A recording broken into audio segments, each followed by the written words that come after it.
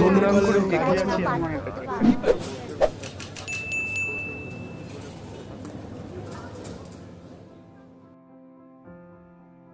নমস্কার, আমাদের voice from the crowd চ্যানেলে আপনাদের সকলকে স্বাগত জানাই। 22শে শ্রাবণ উপলক্ষে মন খারাপের প্রেসক্রিপশনে আজকের নিবেদন আমার রবীন্দ্রনাথ। লেখনী বিশাল মুখার্জির। লেখাটি পাঠ করেছি আমি, অভিজিৎ চৌধুরী, এবং গানগুলি গেয়েছে বিজয় পাল। আসলে আমাদের বেড়ে ওঠা রোজকার জীবনযাপনের বহমান গতিপথে রবীন্দ্রনাথ তার জীবনবোধ কোথাও না কোথাও জুড়েই থাকে।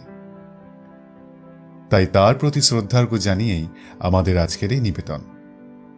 তাকে ঘিরে বেড়ে ওঠা এক গুচ্ছ স্মৃতির ডালা নিয়ে চলে এসেছি আপনাদের কাছে আজকের গল্পের মাধ্যমে।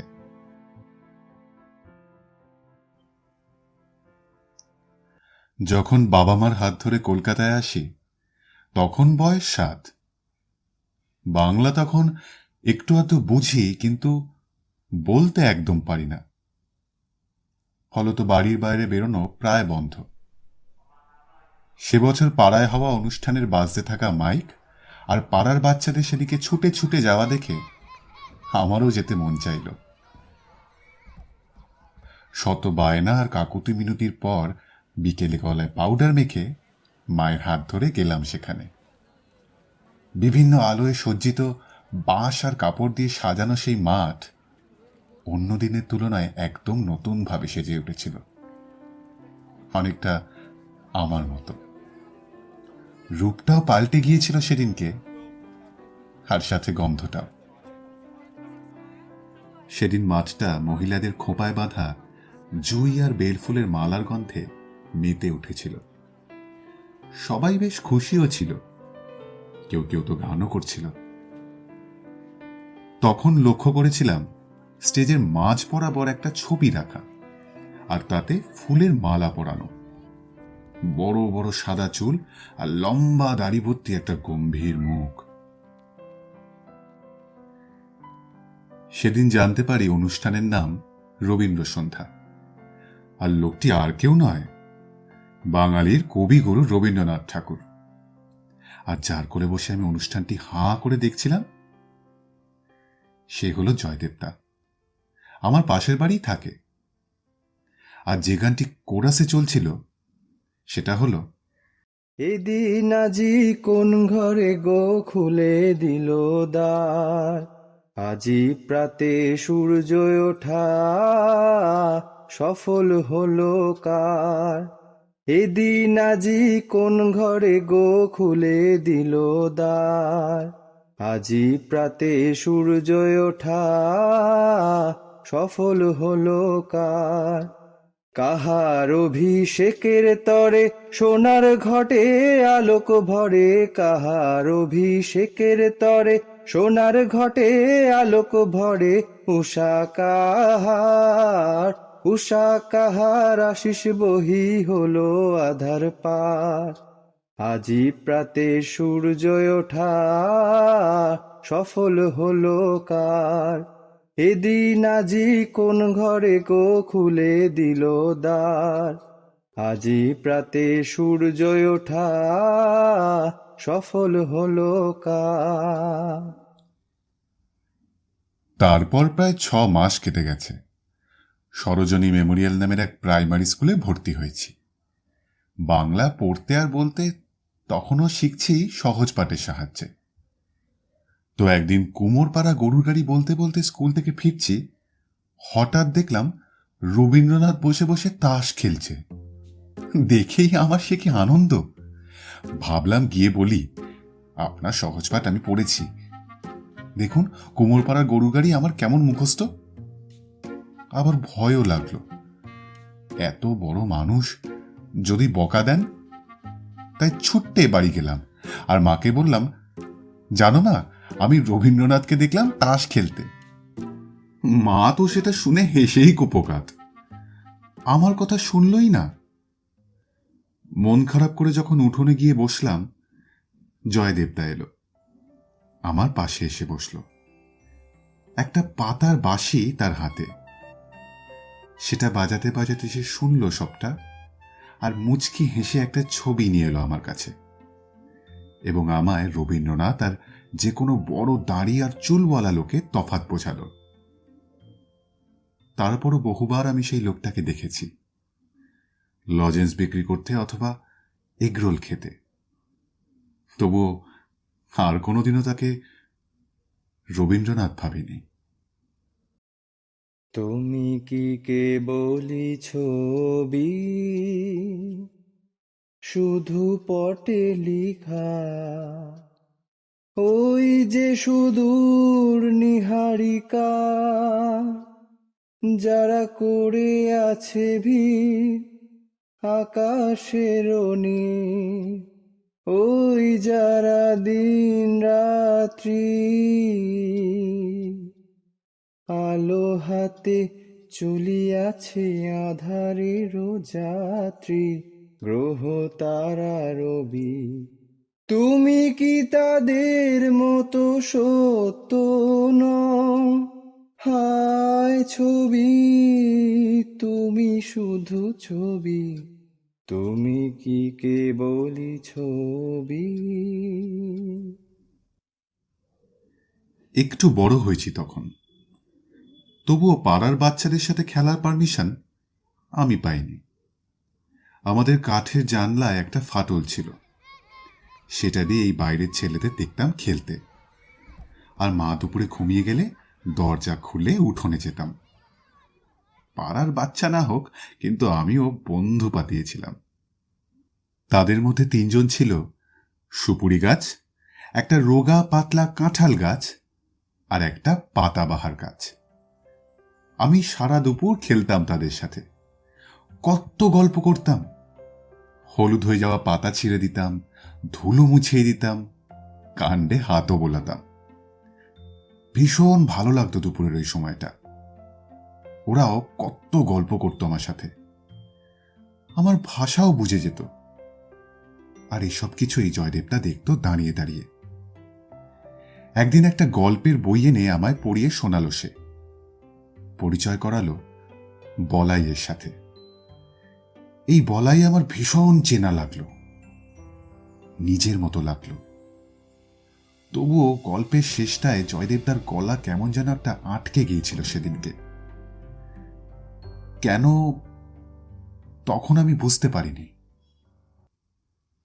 আজ বুঝি। ছায়া ঘনাইছে বনে বনে, গগনে গগনে ডাকে দেয়া। ছায়া ঘনাইছে বনে বনে, কবে নব ঘন বরিশনে, গোপনে গোপনে এলিকে আ। ছায়া ঘনাইছে বনে বনে, গগনে গগনে ডাকে দেয়া। ছায়া ঘনাইছে বনে বনে। ছোটবেলার দৈর্ঘ্য সবসময় বইয়ের মলাটে আটকে রাখা নেমপ্লেটের চেয়েও ছোট হয়। শুরুর আগেই শেষ। জীবন যত এগোয় অগোছালো হতে থাকে, তখন শুধু স্মৃতিচারণ আর স্মৃতিচারণ। যেমন আজ সময়ের সাথে সাথে আমিও পাড়ার রবীন্দ্র সন্ধ্যার অনুষ্ঠানের অংশ হয়ে উঠলাম, নাটকেও অংশগ্রহণ করতে লাগলাম। পাড়ার যে বাচ্চারা সারা বছর দুপুরে খেলার জন্য বকা খায়, অন্যের গাছের পেয়ারা পেরে নেওয়ায় বাড়িতে মার খায়, তারাই রবীন্দ্র জয়ন্তীর আগে কেমন যেন দামি হয়ে ওঠে। নাটক করে, সেজেগুজে স্টেজের পাশে দাঁড়ালে বাবা মারা উকি মেরে দেখতে থাকে, কবিতা পড়লে হাততালি পায়। আমিও ওই দলেরই একজন হয়ে উঠি। নাটকের রিহার্সাল হতো পাড়া স্টেজে, যার পিছনে ছিল একটা বকুল গাছ। এক পশলা বৃষ্টির পর সারা স্টেজ লাল বকুল ফুলে ঢেকে যেত। আমরা সেই ফুলের বৃন্ত দিয়ে নখ বানাতাম। আর জয়দেবদা আমাদের সামনে পাগল হয়ে উঠত। তবুও সেই পাগলামিতে একটা আনন্দ ছিল, যার জন্য সারা বছর অপেক্ষা করে থাকতাম আমরা। বয়স বৃদ্ধির সাথে সাথে সেই অপেক্ষার আরেকটা কারণ যোগ হল, লাবণ্য। আমরা যাদের সাথে বড় হই তারাই হঠাৎ আমাদের কাছে স্পেশাল হয়ে ওঠে শুধুমাত্র হরমোনাল চেঞ্জের কারণে। লাবণ্য আমাদের পাড়ায় থাকত, একসাথেই বড় হয়েছি। কিন্তু সে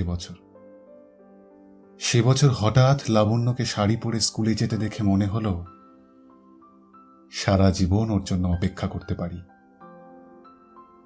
আমি চাইতাম রিহার্সালেও আমার পাশে দাঁড়াক, নাটকের দৃশ্যে সাজুক অমলের সুধা, আর আমি হই সেই অমল।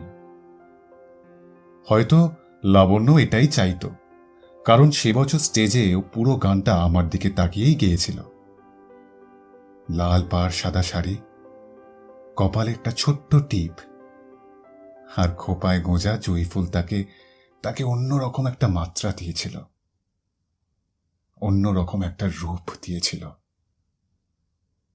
জানেন গানটা কি ছিল? তুমি সন্ধ্যার মেঘমালা, তুমি আমার সাধের সাধনা, মম শূন্য গগন বিহারী, আমি আপন মনের মাধুরী মিশায় তোমারে করেছি রচনা। তুমি আমারি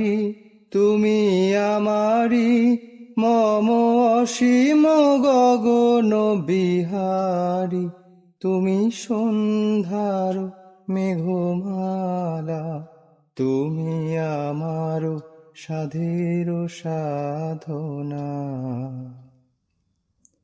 smoking is injurious to health, কিন্তু স্মৃতিরা হয়তো আরো বেশি। সে বছর যখন জানতে পারি লাবণ্যরা এই শহর, এই পাড়া, এই রবীন্দ্র জয়ন্তী আর আমায় ফেলে চলে যাচ্ছে, বড় ফ্যাকাশে লাগছিল সবকিছুই। যাওয়ার আগের দিন সেই বকুল গাছের তলায় দাঁড়িয়ে আমরা একে অপরকে দেখে গেছি শুধু।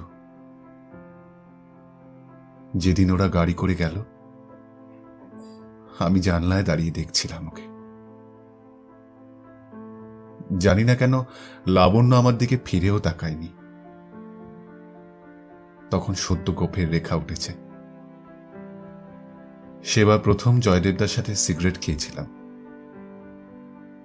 জয়দেবদা বুঝেছিল ব্যাপারটা। গুনগুনিয়ে গিয়েছিল,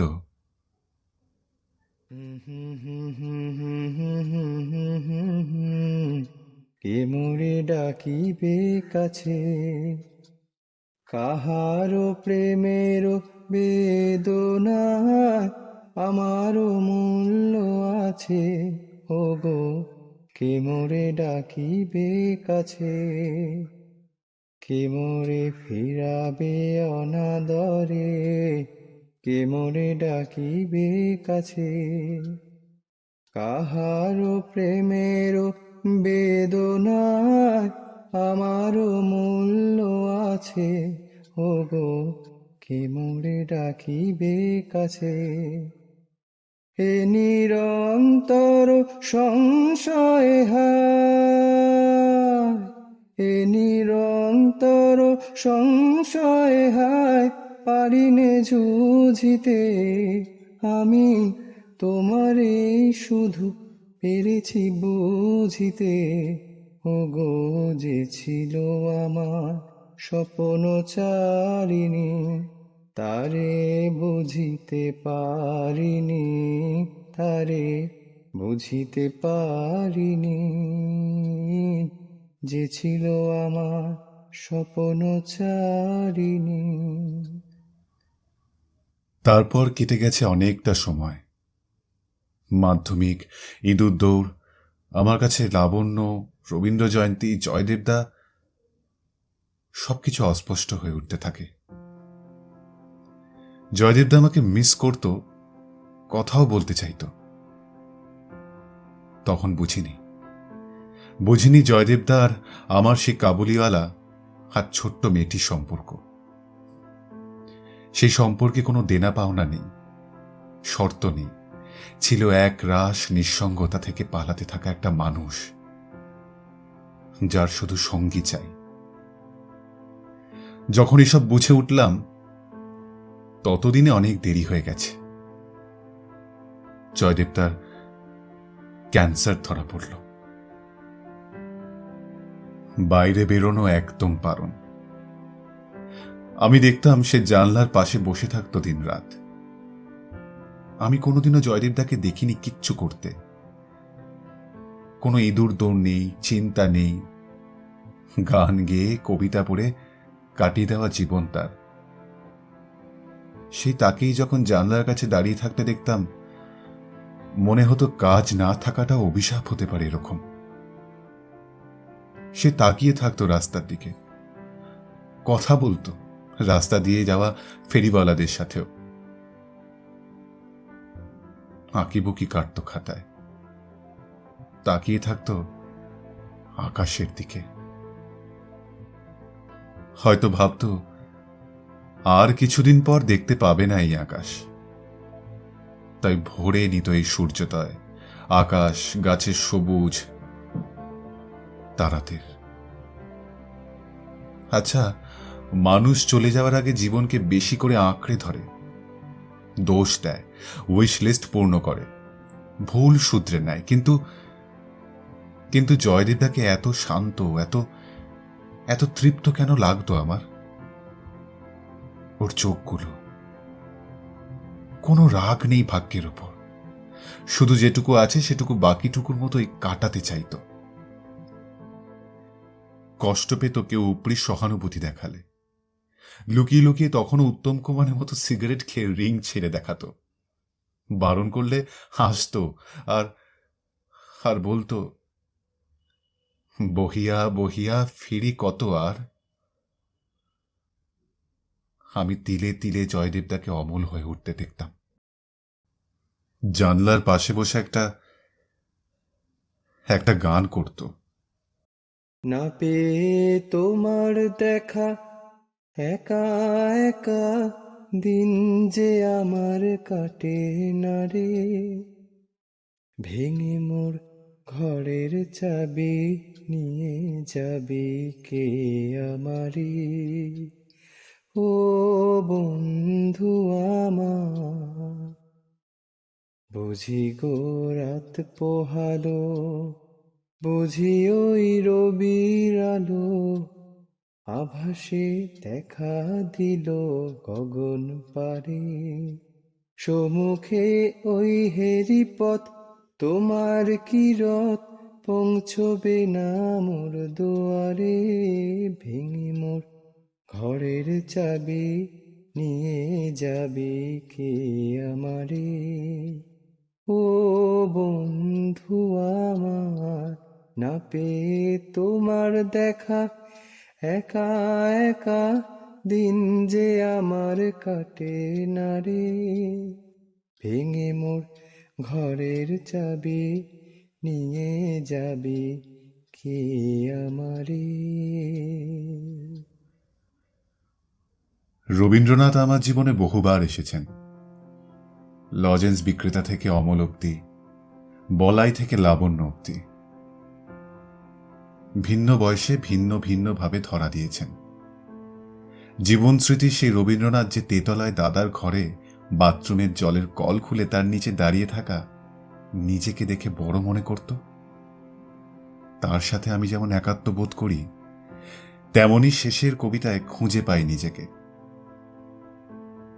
আজ 22শে শ্রাবণ, লাবণ্য নেই, সেসব দিনও নেই, আর আমিও আর সেই আমি নেই।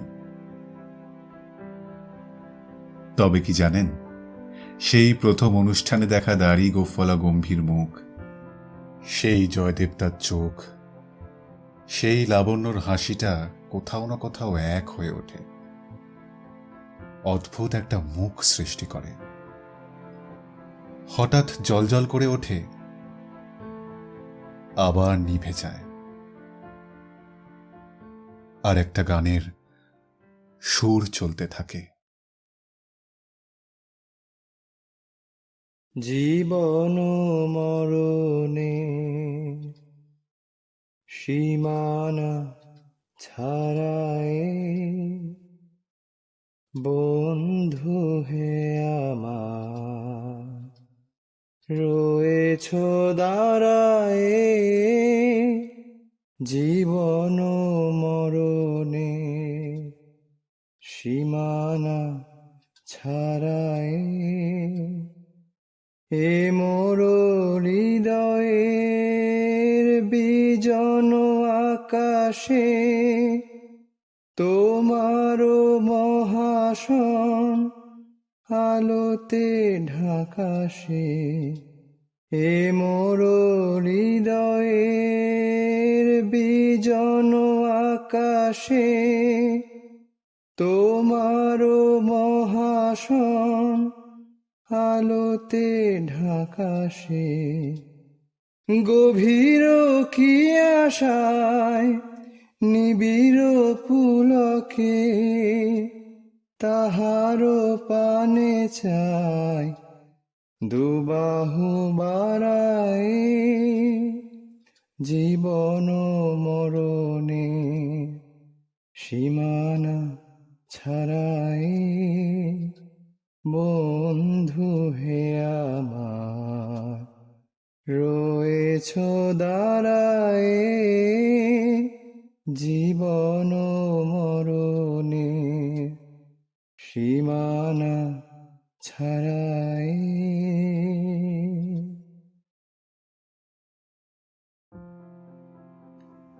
ভালো মন্দ কেমন লাগলো অবশ্যই কমেন্ট বক্সে জানাবেন, ভালো লাগলে শেয়ার করবেন, আর হ্যাঁ, আপনারাও অবশ্যই তার সাথে জড়িয়ে থাকা স্মৃতি আমাদের সাথে ভাগ করে নেবেন।